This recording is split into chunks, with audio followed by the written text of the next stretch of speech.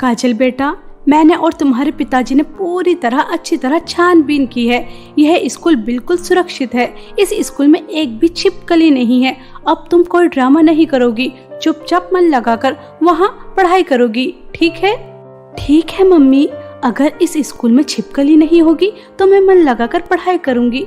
आप तो जानती ही हैं कि मुझे छिपकलियों से कितना ज्यादा डर लगता है। छिपकली का नाम लेती हूँ तो मेरा पूरा शरीर कांपने लगता है। देखना तो बहुत दूर की बात है। अगर आप दोनों कह रहे हैं कि स्कूल में छिपकली नहीं है तो ठीक है, आपको शिकायत का कोई मौका नहीं मिलेगा। काजल एक बिजनेसमैन की इकलौती बेटी थी जिसे छिपकलियों से बहुत ही ज्यादा डर लगता था। अगर वह छिपकली देख लेती तो उसे कई दिन तक नींद नहीं आती थी, इसलिए उसे पढ़ाई करने में बहुत ही ज्यादा परेशानी आ रही थी। मैंने सुना है इस स्कूल में एक भी छिपकली नहीं है। क्या ये बात सच है? क्योंकि जिस स्कूल से मैं आ रही हूँ उस स्कूल में तो छिपकलियों का भंडार था। इतने बच्चे नहीं थे जितनी छिपकलियाँ थी। प्लीज यार, मुझे सच सच बताओ, इस स्कूल में छिपकली तो नहीं है? अच्छा, तुम्हारा नाम काजल है और तुम न्यू एडमिशन हो। तुमसे मिलकर खुशी हुई। काजल, तुम्हारी तरह मुझे भी छिपकलियों से बहुत डर लगता है, लेकिन इस स्कूल में छिपकली नहीं है, ये बहुत अच्छी बात है। काजल को अब पूरा पक्का भरोसा हो जाता है कि इस स्कूल में छिपकलियां नहीं हैं और वह मन लगाकर पढ़ाई करना शुरू कर देती है।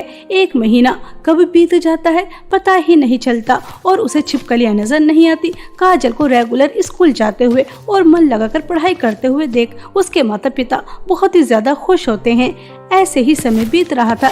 एक दिन क्लास टीचर क्लास में आती हैं और सभी बच्चों से कहती हैं, गुड मॉर्निंग स्टूडेंट, मैंने तुमसे क्या कहा था कि मुझे तुम सभी बच्चे 1,000 रुपए ला कर दोगे और अपने पेरेंट्स और स्कूल में किसी को भी इस बारे में पता नहीं होना चाहिए। लेकिन इस बात को 1 हफ्ते से ऊपर हो गया, लेकिन किसी ने अभी तक मुझे पैसे नहीं दिए। ऐसा क्यों? मैम, हमारी तो फीस जमा हो गई, फिर आप एक्स्ट्रा पैसे क्यों मांग रही हैं और किसी को बताने के लिए मना कर रही हैं? अगर कोई प्रोजेक्ट है या फिर हमें पिकनिक पर जाना है, अगर वहाँ पैसे जाने हैं तो हम आपको पैसे दे देंगे, लेकिन बिना वजह आपको पैसे हम क्यों दें? काजल, आजकल तुम्हारी बहुत जबान चल रही है और मुझे लगता है कि तुमने इन बच्चों को भी अपने जैसा ही बना दिया। मैं तुम्हारी टीचर हूँ और तुम स्टूडेंट बनकर ही रहो। मेरी टीचर बनने की कोशिश मत करो। मैंने जो कहा वो कल कर देना। मुझे सभी बच्चे 1,000 रुपए ला कर देना। आई बात समझ में? इतना कहकर कविता मैम चली जाती हैं। कविता मैम के जाने के बाद सभी बच्चे एक जगह इकट्ठा हो जाते हैं और वह आपस में बातें करते हैं। पूरे स्कूल में सबसे ज्यादा नकचढ़े और बदतमीज कविता मैम ही है। जब भी इनका पीरियड आता है मुझे बहुत ही ज्यादा गुस्सा आता है। अच्छा पढ़ाती भी नहीं है और बिना वजह पिटाई भी करती है और एक्स्ट्रा पैसे भी मंगाती है। यार, हमारे इतने बड़े स्कूल में फीस जमा हो जाती है, यही बहुत बड़ी बात है। अब हम 1,000 रुपए कहाँ से ला कर देंगे? काव्या, क्या तुम्हें पता नहीं, अगर पैसे नहीं ला कर दिए तो बिना वजह हमारी पिटाई तो होगी ही और हमारे नंबर काटे जाएंगे, वो अलग। पैसे तो हमें ला कर ही देने होंगे। मेरे पापा तो बहुत बड़े बिजनेसमैन हैं, मैं चाहूँ तो दे सकती हूँ, लेकिन मैं नहीं दूंगी। अत्याचार सहना कोई अच्छी बात नहीं है। अगर कविता मैम हमसे बिना वजह पैसे मांग रही हैं अपनी जरूरतों को पूरा करने के लिए, तो हमें उसे रोकना चाहिए, अपनी आवाज उठानी चाहिए। हमें प्रिंसिपल मैम से कविता मैम की शिकायत करनी चाहिए। क्यों दोस्तों, मैं ठीक कह रही हूँ ना? तुम दोगे ना मेरे साथ? हाँ, हम तुम्हारा साथ जरूर देंगे। चलो प्रिंसिपल मैम के पास चलते हैं और कविता मैम की शिकायत करते हैं। काजल सभी बच्चों को आवाज उठाना सिखा देती है और सभी बच्चे एक साथ इकट्ठा होते हैं और प्रिंसिपल मैम के पास जाकर कविता मैम की शिकायत लगा देते हैं। कुछ समय बाद प्रिंसिपल मैम कविता मैम को अपने पास बुलाती हैं और बच्चों के सामने उन्हें बहुत बातें सुनाती हैं। कविता मैम, यह मैं क्या सुन रही हूँ? तुम एक टीचर हो और टीचर होकर ऐसी हरकतें कर रही हो। तुम बच्चों को ऐसी शिक्षा दे रही हो, तुम्हें शर्म आनी चाहिए। तुम हमारे स्कूल की पुरानी टीचर हो, इसलिए मैं तुम्हारी एक गलती को माफ कर देती हूँ। आगे से ऐसी गलती नहीं होनी चाहिए। तुम बच्चों से एक्स्ट्रा पैसे नहीं मंगवाओगी। आई बात समझ में? कविता मैम गुस्से से तिल मिला जाती हैं कि काजल की वजह से आज उन्हें प्रिंसिपल मैम की इतनी ज्यादा खरी खोटी बातें सुननी पड़ी। प्रिंसिपल मैम खुद तो कुर्सी पर आराम से बैठ जाती हैं और सभी बच्चों की फीस लेती रहती हैं। सुबह से लेकर दोपहर तक तो हमें ही पढ़ाना पड़ता है। हम इतनी मेहनत कर बच्चों को पढ़ाते हैं और मिलता क्या है? चंद रुपये। अगर मैं अपनी जरूरतों को पूरा करने के लिए बच्चों से कुछ पैसे मंगवा ही लेती हूँ तो प्रिंसिपल मैम को क्यों मिर्चें लग रही हैं? और ये सब कुछ काजल की बच्ची की वजह से हुआ है। जब से ये हमारे स्कूल में आई है तब से सभी बच्चों को बोलना सिखा दिया। वरना पहले सभी बच्चे भीगी बिल्ली की तरह मेरी बात मानते थे, लेकिन अब नहीं, मुझे कोई और रास्ता निकालना ही पड़ेगा। कविता मैम को काजल पर बहुत ही ज्यादा गुस्सा आ रहा था और वह उसे सबक सिखाना चाहती थी। ऐसे ही समय बीत रहा था। एक दिन कविता मैम को पता चलता है कि काजल को छिपकलियों से बहुत ही ज्यादा डर लगता है, और बस क्या था, कविता मैम को एक मौके की तलाश थी और वह मौका उन्हें मिल जाता है। एक दिन वह अपने साथ नकली छिपकली लेकर आती हैं और वॉशरूम के बाहर फेंक देती हैं। जैसे ही काजल वॉशरूम से बाहर निकलती है और वह नकली छिपकली को देखती है तो वह डर जाती है और जोर जोर से चिल्लाती है, छिपकली, छिपकली, इस स्कूल में छिपकली है, कोई है, मुझे बचाओ, छिपकली, अरे कोई है, मुझे बचाओ इस छिपकली से। ऐसा कहकर काजल शोर मचाना शुरू कर देती है। स्कूल की सभी टीचर्स, प्रिंसिपल मैम, कविता मैम और सभी बच्चे इकट्ठा हो जाते हैं और प्रिंसिपल मैम छिपकली को उठाकर काजल से कहती हैं, काजल बेटा शांत हो जाओ, कुछ भी नहीं है। अरे देखो, नकली छिपकली थी और तुम तो नकली छिपकली से डर गई। देखो कुछ भी नहीं होता, मैंने कैसे हाथ में पकड़ रखा है, चलो शांत हो जाओ। थैंक गॉड, नकली छिपकली है, मुझे लगा असली है, मेरी तो जान ही निकल गई थी। Sorry principal ma'am, sorry teachers, मेरी वजह से आप लोगों को इतनी परेशानी हुई। काजल को जब पता चलता है कि नकली छिपकली है तो उसकी सांस में सांस आती है और वह सभी टीचर्स को सॉरी बोलकर क्लास में आ जाती है। और कविता मैम को पता चल चुका था कि काजल को छिपकलियों से कितना ज्यादा डर लगता है और नकली छिपकली से बात नहीं बनने वाली। और छुट्टी हो जाने के बाद वह घर जा रही थी कि तभी उन्हें रास्ते में एक तांत्रिक बुढ़िया मिलती है जिससे कविता मैम टकरा जाती हैं। तभी वह तांत्रिक बुढ़िया कहती है, मुझे जैसे ही तूने छुआ मुझे पता चल गया कि तेरे अंदर क्या चल रहा है। मैं एक तांत्रिक बुढ़िया हूँ और मैं जानती हूँ कि तुझे पैसों की कितनी ज़्यादा ज़रूरत है और तू पैसे कमाने के लिए कुछ भी कर सकती है, और मुझे प्यारे प्यारे मासूम बच्चों की ज़रूरत है, खासकर कन्याओं की। अगर तू मुझे 10 कन्या ला कर देगी तो मैं तुझे सोने में तोल दूंगी। हा। और हाँ, मुझे पता है तू एक टीचर है और तेरे लिए यह काम करना बहुत आसान है। अगर मैं एक टीचर हूँ तो आपको क्या लगता है कि मैं बच्चों को स्कूल से आसानी से निकाल सकती हूँ? बिल्कुल भी नहीं। आजकल तो गली से भी बच्चों को नहीं उठाया जा सकता, क्योंकि आजकल के पेरेंट्स बहुत ही ज्यादा होशियार हो रहे हैं। और ये बात सच है कि मुझे पैसों की बहुत ज्यादा जरूरत है और मैं पैसों के लिए कुछ भी कर सकती हूँ। मुझे पता था, तभी तो मैंने तुम्हें चुना है। यह लो, यह एक ऐसा जहर है जिसे पीने से तुम्हें कुछ नहीं होगा, लेकिन स्कूल में जाने के बाद तुम एक छिपकली बन जाओगी और तुम जिस भी कन्या को 5 मिनट तक देखोगी और उसके बाद उसे डस लोगी तो वह तुरंत मेरे पास इस जहर के जरिए आ जाएगी। हा।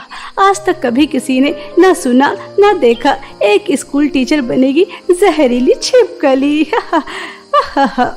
चलो, मैंने मान लिया कि यह जहर पीने से मैं छिपकली बन जाऊंगी, लेकिन फिर मैं अपने असली रूप में कैसे आऊंगी? ज्यादा कुछ नहीं, अपनी आंखें बंद कर 3 बार यह मंत्र दोहराना। कविता मैम उस तांत्रिक बुढ़िया की बात अच्छी तरह से समझ जाती हैं और वह बहुत ही ज्यादा खुश होती हैं। और अगले दिन जब कविता मैम स्कूल आती है तो वह बहुत खुश थी, क्योंकि उन्हें बहुत सारा पैसा मिलने वाला था। और जो भी लड़की कविता मैम को अकेली खड़ी मिलती वह उसके सामने जाती और छिपकली का रूप लेती और 5 मिनट तक उसे घूर घूर कर देखती रहती, जिस वजह से वह लड़की वहाँ से गायब हो जाती। इसी तरह उन्होंने 3 लड़कियों के साथ ऐसा कर लिया था। स्कूल से 9 लड़कियां गायब हो चुकी थी, जिसकी चर्चा पूरे स्कूल में होने लगती है और सभी पेरेंट्स आकर शोर मचाना शुरू कर देते हैं। देखिए प्रिंसिपल मैम, अगर हमारे बच्चे नहीं मिले तो आपका स्कूल नहीं बचेगा। हम ईंट से ईंट बजा देंगे। हमारे बच्चे आपके ही स्कूल में पढ़ने आते थे, तो फिर वह अचानक कहाँ गायब हो गए? वह आपकी जिम्मेदारी थे, आपसे हमारे बच्चों का ख्याल नहीं रखा गया। देखिए, आप सब शांत हो जाइए। इस बात से मैं भी बहुत ज्यादा चिंतित हूँ कि अचानक 9 लड़कियां कहाँ गायब हो गई। आप धैर्य रखिए, इस तरह से स्कूल का वातावरण खराब मत कीजिए। हम पता लगा लेंगे आखिर लड़कियां कहाँ गायब हैं। कभी किसी को नहीं पता चलेगा कि इस स्कूल में एक छिपकली टीचर भी है जो लड़कियों को गायब कर रही है। बस एक लड़की और वो गायब कर दूं, बस फिर उसके बाद मेरा काम हो जाएगा। और प्रिंसिपल मैम क्या, दूसरे जहाँ से भी कोई क्यों ना आ जाए, कोई पता नहीं लगा पाएगा कि वह लड़कियां कहाँ गायब हैं। ऐसा सोचकर कविता मैम बहुत ही ज्यादा खुश हो रही थी और वह बस एक लड़की की तलाश में थी, लेकिन सभी बच्चे एक साथ इकट्ठा थे जिस वजह से उन्हें एक लड़की नहीं मिल पा रही थी और प्रिंसिपल मैम ने जांच एजेंसी को बुला रखा था। सबकी पूछताछ हो रही थी लेकिन कोई पता नहीं चल पा रहा था कि लड़कियां कहाँ गायब हैं। ऐसे ही एक दिन कविता मैम को काजल वॉशरूम से बाहर अकेले आते हुए नजर आती है। मेरा शिकार आ रहा है काजल, वैसे भी इससे मुझे अपना पुराना हिसाब किताब चुकता करना है। ऐसा सोचकर कविता मैम काजल के पास जाती हैं और छिपकली बनने लगती हैं। काजल कविता मैम को छिपकली बनता हुआ देखकर डर जाती है और वह डरते डरते कहती है, कविता मैम आप छिपकली, आप कोई बहरूपिया हैं? मैं आपकी सच्चाई सबको बता दूंगी, मैं आपको नहीं छोड़ूंगी। कविता मैम पूरी तरह से छिपकली नहीं बन पाती और काजल उससे पहले ही बेहोश हो जाती है, जिस वजह से कविता मैम उसकी आंखों में नहीं देख पाती और वह 10वीं लड़की को तांत्रिक बुढ़िया के पास नहीं भेज पाती, उसे अपने वश में नहीं कर पाती और काजल को अभी तक होश नहीं आ रहा था। काजल के माता पिता बहुत ही ज्यादा परेशान हो जाते हैं कि अचानक उनकी बेटी के साथ ऐसा कौन सा हादसा हो गया जिस वजह से वह होश में नहीं आ रही। डॉक्टर भी पूरी कोशिश कर रहे थे, 10 दिन से ज्यादा हो जाते हैं, लेकिन 10 दिन बाद काजल को जैसे ही होश आता है तो उसके माता पिता कहते हैं, काजल मेरी प्यारी बच्ची, तुम होश में आ गई, मेरी तो जान ही निकल गई थी। बेटा हमें बताओ स्कूल में क्या हुआ था, आज तुम इतने दिन बाद होश में आई हो, हमें सब बताओ। मम्मी वो कविता मैम छिपकली बनती हैं और वह मुझे मारने ही वाली थी, लेकिन पता नहीं उन्होंने मुझे क्यों छोड़ दिया। मम्मी हमारे स्कूल की टीचर छिपकली हैं और मैं पूरे विश्वास के साथ कह सकती हूँ कि हमारे स्कूल की जो 9 लड़कियां गायब हुई हैं उसके पीछे भी उन्हीं का हाथ है। मम्मी हमें अपने स्कूल की लड़कियों को बचाना चाहिए। नहीं काजल बेटा, इस लफड़े में हम नहीं पड़ते, हम शहर छोड़कर कहीं दूर चले जाएंगे। जब कोई टीचर छिपकली बन सकती है तो वह कितनी ज्यादा खतरनाक होगी, हमें ऐसे खतरनाक लोगों से पंगा नहीं लेना चाहिए। माँ मैं इतनी स्वार्थी नहीं हो सकती, अपने स्कूल के दोस्तों को मुसीबत में नहीं छोड़ सकती। मैं कविता मैम का असली चेहरा सबके सामने लेकर ही आऊंगी, चाहे इसके लिए मुझे कुछ भी करना क्यों ना पड़ जाए, चाहे इसके लिए मेरी जान ही क्यों न चली जाए। काजल का साहस और हिम्मत देखकर उसके माता पिता बहुत खुश होते हैं और वह भी उसका साथ देने के लिए तैयार हो जाते हैं। काजल अपने माता पिता के साथ तुरंत स्कूल जाती है और प्रिंसिपल मैम को कविता मैम की सारी सच्चाई बताती है। जिस तरह उसने उन्हें छिपकली बनते हुए देखा, प्रिंसिपल मैम काजल की बात पर भरोसा कर लेती हैं और वह कविता मैम के ऊपर नजर रखने लगती हैं। जब 10 लड़कियां पूरी नहीं हो पाई थी तो तांत्रिक बुढ़िया कविता मैम को अपने पास बुलाती हैं और उससे कहती हैं, कैसी टीचर है तू, तुझे मैंने इतनी ज्यादा शक्ति दी छिपकली बनने की, फिर भी तू मेरा एक छोटा सा काम नहीं कर पाई, तू मेरे किसी काम की नहीं है, तुझे तो मैं मारूंगी ही, लेकिन तेरे साथ साथ तेरे स्कूल की यह 9 लड़कियां भी मरेंगी। मैंने तेरे हाथ में इतना खतरनाक जहर दिया, जहरीली छिपकली बनाई, फिर भी काम नहीं कर पाई। काम चोर टीचर बनने के लिए तैयार हो जा। तांत्रिक बुढ़िया तो मुझे नहीं मार सकती, मैंने पैसों के लालच में आकर बहुत बड़ी गलती कर दी। मैंने अपने ही स्कूल की लड़कियों को तेरे हवाले कर दिया, छिपकली का रूप लिया, जिस रूप को लेकर मुझे इतनी ज्यादा कठिनाइयों का सामना करना पड़ता था। किसी ने बिल्कुल सही कहा है, लालच बुरी बला होती है। देख बुढ़िया, मुझे और मेरे बच्चों को छोड़ दे।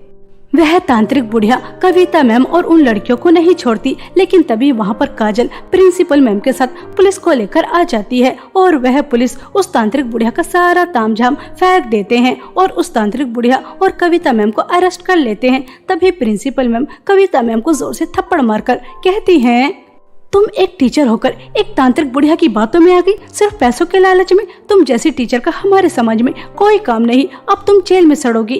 अगर काजल हिम्मत और साहस से काम नहीं लेती तो आज पता नहीं क्या अनर्थ हो जाता। मैं इन बच्चों के पेरेंट्स को क्या जवाब देती। चली जाओ मेरी नजरों से दूर। कविता मैम को उनके लालच की बहुत अच्छी तरह सजा मिल जाती है। उन्हें कई साल की सजा हो जाती है और वह जेल में अपनी जिंदगी व्यतीत करती हैं और उनसे टीचर का पद भी छीन लिया जाता है। और प्रिंसिपल मैम काजल की बहुत ही ज्यादा प्रशंसा करती हैं और सभी बच्चे भी काजल से बहुत खुश होते हैं। और इस तरह काजल हिम्मत और साहस से एक छिपकली टीचर को सजा दिला देती है और मन लगाकर पढ़ाई करती है। बहुत समय पहले की बात है। उदयपुर नामक गांव में आरोही अपने माता पिता के साथ एक छोटी सी झोपड़ी में रहा करती थी। आरोही को पढ़ने का बहुत ही ज्यादा शौक था। आरोही के माता पिता मजदूरी कर कर चंद ही रुपये कमाते थे, जिस वजह से बेचारी आरोही स्कूल नहीं जा पाती थी। आरोही का यह शौक देखकर आरोही के माता पिता एक समय खाना खाते थे और पैसे जमा करते थे ताकि वह अपनी बेटी का स्कूल में एडमिशन करवा सके। ऐसे ही एक दिन आरोही के माता पिता आरोही से कहते हैं, आरोही बिटिया, आज तुम्हारा सपना पूरा होने वाला है। तुम्हें पढ़ने का बहुत शौक है ना, आज हम तुम्हारा स्कूल में एडमिशन करवाएंगे। तुम भी ड्रेस पहनोगी, स्कूल में पढ़ने जाओगी और सभी बच्चों की तरह। सच सच मम्मी पापा, मैं भी स्कूल जाऊंगी। यह खबर सुनकर तो मेरी आंखों में आंसू ही आ गए। मम्मी पापा, मुझे लगा था कि मैं ऐसे ही अनपढ़ गंवा रह जाऊंगी। मम्मी पापा, मैं पढ़ लिख कर कुछ बनना चाहती हूँ, आपकी जिंदगी खुशहाल करना चाहती हूँ। आपने बहुत दुख देखे हैं, मुझे खुशी है कि मैं भी अब स्कूल जाऊंगी। अब मुझे छुप छुप कर पढ़ने की जरूरत नहीं है। लेकिन मम्मी पापा, इतने ज्यादा पैसे कहाँ से आएंगे? अरे बिटिया, इसकी चिंता तुम मत करो। अब भी तुम्हारे मम्मी पापा जिंदा हैं, पैसों का बंदोबस्त हो जाएगा। चलो खुशी खुशी स्कूल चलते हैं। आरोही की खुशी का कोई ठिकाना नहीं था। आरोही और उसके माता पिता गांव के एक अच्छे स्कूल में जाते हैं और वहां जाकर प्रिंसिपल मैम से बात करते हैं। तभी प्रिंसिपल मैम आरोही के माता पिता से कहती हैं, देखिए, आपकी बेटी बड़ी है, वह फर्स्ट या सेकंड क्लास में बैठते हुए अच्छी तो नहीं लगेगी। आपका इसका एडमिशन पहले करवा देना चाहिए था, लेकिन गरीबी के कारण करवाया नहीं होगा। मैं तुम्हारी मजबूरी समझ रही हूँ, लेकिन इतनी बड़ी बच्ची को हम फर्स्ट या सेकंड क्लास में कैसे बिठाएंगे? और यह 12th पास करते करते काफी बड़ी हो जाएगी। प्रिंसिपल मैम, आप मेरा टेस्ट ले लीजिए। मुझे 5th क्लास का कोर्स कंप्लीट आता है। मैंने स्कूल की खिड़कियों से छुप छुप कर पढ़ाई की है, क्योंकि मुझे पढ़ाई करने का बहुत शौक है, लेकिन कभी मौका ही नहीं मिला स्कूल आने का। आप मेरा टेस्ट ले लीजिए। अरे वाह, यह तो बहुत अच्छी बात है। अगर तुम टेस्ट में पास हो जाती हो तो हम तुम्हारा एडमिशन 6th क्लास में कर लेंगे, ठीक है? लेकिन बेटा, यह बार बार तुम अपने सर में क्यों हाथ लेकर जा रही हो? यह अच्छे मैनर्स नहीं है। बिल्कुल सीधे खड़ी रहो और अपना सर मत खुजाओ। सॉरी मैम, मैं आपको क्या बताऊं कि मैं अपने सर से हाथ निकाल ही नहीं सकती, क्योंकि मेरे सर में बहुत सारी जुएं हैं। बस एक बार मेरा एडमिशन हो जाए, उसके बाद मैं अपना सर साफ करने की कोशिश करूंगी। क्या पता मेरे सर की जुएं खत्म हो जाएं। मैं अपने सर की जुओं की वजह से अपने हाथ से मौका नहीं जाने दूंगी। ऐसा सोचकर आरोही अपने सर से हाथ निकाल लेती है और उसके बाद प्रिंसिपल मैम आरोही का टेस्ट लेती हैं, तो आरोही टेस्ट में पास हो जाती है और उसका एडमिशन 6th क्लास में हो जाता है। आरोही बहुत ही ज्यादा खुश थी और वह स्कूल यूनिफॉर्म पहनकर स्कूल आ जाती है और अपनी क्लास में जाकर बैठ जाती है। टीचर आती हैं और वह सभी बच्चों को पढ़ाने लगती हैं। ठीक है बच्चों, मैंने जो तुम्हें समझाया है समझ में आ गया। कल तुम्हारा टेस्ट है, अच्छे से तैयारी कर आना, ठीक है? अगर किसी बच्चे को अभी कुछ पूछना है तो पूछ लो। मैम, मुझे आपसे पूछना है। हाँ, क्यों नहीं, जरूर आओ मेरे पास। तुम्हें मुझसे क्या पूछना है? आरोही कनिका मैम के पास जाती है और जैसे ही उनके पास जाकर खड़ी होती है तो उसके सर में बहुत ही ज्यादा खुजली होने लगती है और वह सर खुजाने लगती है। आरोही को इस तरह से खुजाता हुआ देख कनिका मैम को बहुत बुरा लगता है और जैसे ही उनकी नजर आरोही के सर पर जाती है तो वह आरोही से दूर हट जाती हैं और उससे कहती हैं, चलो पीछे हटो। तुमने अपना सर भी देखा है? तुम्हारे सर के अंदर कितनी सारी जुएं हैं। तुम्हारे सर की जुएं मेरे सर में आ जाएंगी। चलो जाओ, पीछे हटो। कितनी गंदी बच्ची है, क्या तुम अपना सर साफ नहीं करती? मुंह उठाकर यूं ही स्कूल आ जाती हो। अच्छा शैम्पू, अच्छा कंडीशनर क्या करो, सर साफ रखा करो। चलो जाओ और सबसे पीछे वाली डेस्क पर जाकर बैठो। आई बात समझ में? और कल से मुझे तुम्हारे सर के अंदर एक भी जू नहीं दिखनी चाहिए। कनिका मैम, मेरे पास शैम्पू और कंडीशनर खरीदने के लिए पैसे नहीं है। एडमिशन भी मेरे मम्मी पापा ने पाई जोड़कर करवाया है। वो एक समय भूखे रहते हैं। मेरी मम्मी मेरा रोजाना मुल्तानी मिट्टी से सर साफ करती हैं, लेकिन मेरे सर की जुएं खत्म ही नहीं होती। मैंने बहुत कोशिश की है, लेकिन मेरे सर की जुएं खत्म नहीं होती। लेकिन मैं आगे से ध्यान रखूंगी। Sorry ma'am. Aarohi Kanika ma'am से सॉरी बोलकर अपने डेस्क पर आकर बैठ जाती है। क्लास के सभी बच्चे आरोही के सर की जुओं की वजह से उससे बातें करना पसंद नहीं करते थे, उससे दूर दूर भागते थे। ऐसे ही एक दिन आरोही लंच कर रही थी कि तभी वह क्लास की कुछ लड़कियों से कहती है, संजना, मैंने सुना है कि तुम्हें बेसन के लड्डू बहुत पसंद है। मेरी मम्मी को बहुत ही ज्यादा स्वादिष्ट बेसन के लड्डू बनाने आते हैं। उन्होंने 2 लड्डू बनाए हैं। यह लो, एक लड्डू तुम भी खा लो। मिल बांट कर खाने से प्यार बढ़ता है। यह लो, खा लो। इस बेसन के लड्डू के अंदर कितनी सारी जुएं होंगी। तुझे क्या लगता है तेरे सर के जुएं वाला लड्डू हम खाएंगे? बिल्कुल भी नहीं। ऐसे लड्डू तो हम डस्टबिन में फेंक देते हैं। तेरे लड्डू तुझे ही मुबारक। और हमसे बात करने की कोशिश मत कर। हम जुए वाली स्टूडेंट से बात नहीं करते। क्यों दोस्तों, मैंने सही कहा ना? चल पीछे हट। हमें तुझसे कोई दोस्ती वोस्ती नहीं रखनी। इतनी गंदी लड़की जिसके सर में इतनी सारी जुएं रहती हैं, हम तुझसे बात भी करना नहीं चाहते। तेरा लड्डू खाना तो बहुत दूर की बात है। आरोही क्लास के सभी स्टूडेंट से बात करने की कोशिश करती थी ताकि वह उनसे दोस्ती कर सके, लेकिन क्लास का कोई भी बच्चा आरोही को अपने पास बिठाना तो बहुत दूर की बात, उससे बात करना भी पसंद नहीं करता था। सिर्फ उसके सर की जुओं की वजह से उसके ऊपर बहुत हंसते थे और कनिका मैम भी अपने पीरियड में उसे अपनी क्लास से बाहर निकाल दिया करती थी। ऐसे ही एक दिन आरोही कनिका मैम से कहती है, कनिका मैम, परीक्षा आने वाली है और आप मुझे अपना पीरियड नहीं लेने देती। अगर मैं आपका पीरियड नहीं लूंगी तो मैं परीक्षा में फेल हो जाऊंगी। मुझे अपने पीरियड लेने की अनुमति दे दीजिए। पहली बात तो यह है कि तुम्हारी हिम्मत कैसे हुई मेरे सामने आकर बात करने की। मैंने तुमसे कितनी बार कहा है कि मुझे 10 फीट दूर रहा करो। मैंने तुमसे पहले ही कह दिया था अपना सर साफ करो। सर के अंदर एक भी जू नहीं होने चाहिए, तभी तुम मेरी क्लास ले सकती हो, उससे पहले नहीं। जाओ बाहर जाकर खड़ी हो जाओ। सर के अंदर इतनी सारी जुएं हैं। कनिका मैम, मैं गरीब हूँ, मैंने आपको बताया तो है। उसके बावजूद भी मैंने पैसे जोड़कर शैम्पू और कंडीशनर खरीदा, लेकिन उससे भी मेरी जुएं खत्म नहीं हो रही। कनिका मैम, मैं रोजाना अपना सर साफ करती हूँ, लेकिन मैं क्या करूँ, मेरी जुएं खत्म नहीं हो रही।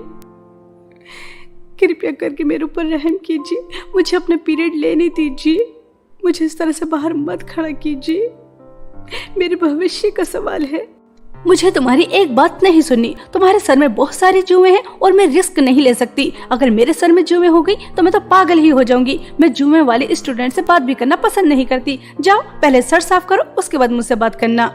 ऐसा कहकर कनिका मैम आरोही को क्लास से बाहर निकाल देती हैं। बेचारी आरोही रोते हुए क्लास से बाहर चली जाती है और कनिका मैम के जाने के बाद अपने डेस्क पर आकर बैठ जाती है और रोने लगती है। तभी क्लास की एक लड़की संजना से कहती है, अरे यार संजना, रात को मुझे नींद नहीं आ रही, सर में खुजली होती रहती है, पता नहीं क्यों। मैं तो रोजाना नहाती हूँ, अच्छा शैम्पू और अच्छा कंडीशनर भी करती हूँ, फिर भी सर में इतनी ज्यादा खुजली, समझ में नहीं आ रहा ऐसा क्यों हो रहा है। अरे अरे संजना यार, तेरे सर में एक जू मैंने भी चलते हुए देखी है। यह तुम क्या कह रही हो? मेरे सर में जुएं? अब समझ में आया कि मेरे सर में खुजली क्यों होती है। यह सब कुछ उस गंदी गरीब लड़की की वजह से हो रहा है, क्योंकि इसके सर में बहुत ही ज्यादा जुएं हैं। हमें ऐसे स्टूडेंट को अपने स्कूल में नहीं रखना चाहिए। इसे अभी के अभी स्कूल से बाहर निकलवा देना चाहिए। अगर ये हमारी क्लास में रहेगी तो सभी बच्चों के सर में जुएं हो जाएंगी और सभी बच्चे जुओं के मारे पागल हो जाएंगे। इससे पहले सबके सर में जुएं हो, हमें इस जुएं वाली स्टूडेंट को अपने स्कूल से निकलवा देना चाहिए। क्यों दोस्तों, मैंने सही कहा ना? हाँ हाँ संजना, तुमने बिल्कुल सही कहा। कनिका मैम तो अपने पीरियड में इसे बाहर निकाल देती है, लेकिन सारे समय तो ये हमारे पास ही बैठी रहती है। इसकी वजह से हमारे सर में भी जुएं हो रही हैं। इस गंदी लड़की को हमें अपने स्कूल से निकलवा देना चाहिए। चलो चलो प्रिंसिपल मैम के पास चलते हैं। इस तरह से सभी बच्चे प्रिंसिपल मैम के रूम के बाहर जाकर शोर मचाना शुरू कर देते हैं। प्रिंसिपल मैम कुछ समय बाद अपने रूम से बाहर निकल कर आती हैं और वह सभी बच्चों से कहती हैं, अरे क्या हुआ, तुम इस तरह से शोर क्यों मचा रहे हो? यह स्कूल है, कोई मछली बाजार नहीं। चलो अपनी समस्या बताओ, क्या हुआ है जो तुम इतना शोर मचा रहे हो? प्रिंसिपल मैम, होना क्या है, हमारे स्कूल में एक जुए वाली स्टूडेंट है जिसने सबका जीना मुश्किल कर रखा है। उसकी वजह से हम सबके सर में जुएं होती जा रही हैं। हम चाहते हैं कि आप उसे स्कूल से बाहर निकाल दीजिए। जुए वाली स्टूडेंट हमारे स्कूल में नहीं होनी चाहिए। कनिका मैम भी उससे बहुत परेशान है। आरोही को आप अभी के अभी बाहर निकालिए। बच्चों, यह तुम क्या कह रहे हो? हाँ, मुझे पता है कि उसके सर में जू हैं। कनिका मैम ने मुझसे उसकी शिकायत की है, लेकिन हम जुओं की वजह से किसी का फ्यूचर खराब तो नहीं कर सकते। वह बहुत ही ज्यादा होशियार है। ऐसे बच्चों की हमारे देश को जरूरत है। रही उसके सर के जुओं की बात, तो मैं उसके मम्मी पापा से बात करूंगी, ठीक है? प्रिंसिपल मैम सभी बच्चों को क्लास में भेज देती हैं और अगले दिन आरोही के माता पिता को अपने पास बुलाती हैं। आरोही के माता पिता आ जाते हैं। नमस्ते प्रिंसिपल मैम, आपने हमें बुलाया? नमस्ते नमस्ते। आरोही से कोई गलती नहीं हुई, लेकिन आरोही के सर की जुओं की वजह से पूरा स्कूल बहुत ही ज्यादा परेशान है। सभी टीचर्स भी बहुत ही ज्यादा परेशान है। कोई आरोही को पढ़ाना नहीं चाहती। देखो, तुम्हें अपनी बेटी का सर साफ रखना चाहिए। गंदगी की वजह से भी जुएं हो जाती हैं। वह एक अच्छे स्टूडेंट है। मैंने तुम्हें सिर्फ इसलिए बुलाया है कि तुम्हें अपनी बेटी का सर साफ रखना चाहिए। मैम, आरोही भी अपने सर की जुओं की वजह से बहुत ही ज्यादा परेशान है। उसके सर की जुओं की वजह से उसका कोई भी दोस्त नहीं है, कोई से बात करना पसंद नहीं करता। मेरी बच्ची बहुत परेशान है। मैं उसका रोजाना सर साफ करती हूँ, वह रोजाना नहाती है, लेकिन फिर भी उसके सर की जुएं खत्म ही नहीं होती। हो सकता है कि आरोही को डॉक्टर की जरूरत हो। उसके सर में कोई इन्फेक्शन हो रहा हो जिसकी वजह से उसके सर की जुएं खत्म नहीं हो रही। तुम्हें उसे अच्छे डॉक्टर के पास लेकर जाना चाहिए। मैम, एक समय भूखे रहकर तो हम अपनी बिटिया की फीस जमा करते हैं, और हम मजदूर अपनी बिटिया को कहाँ डॉक्टर के पास ले जाएंगे। वो तो आरोही बिटिया का सपना है कि वह पढ़ना चाहती है, इसलिए हम उसे पढ़ा रहे हैं, और हम कितनी मुश्किल से उसे पढ़ा रहे हैं हम ही जानते हैं। वरना मैं भी अपनी बिटिया को डॉक्टर के पास ले जाना चाहती हूँ, लेकिन इतने पैसे ही नहीं हैं।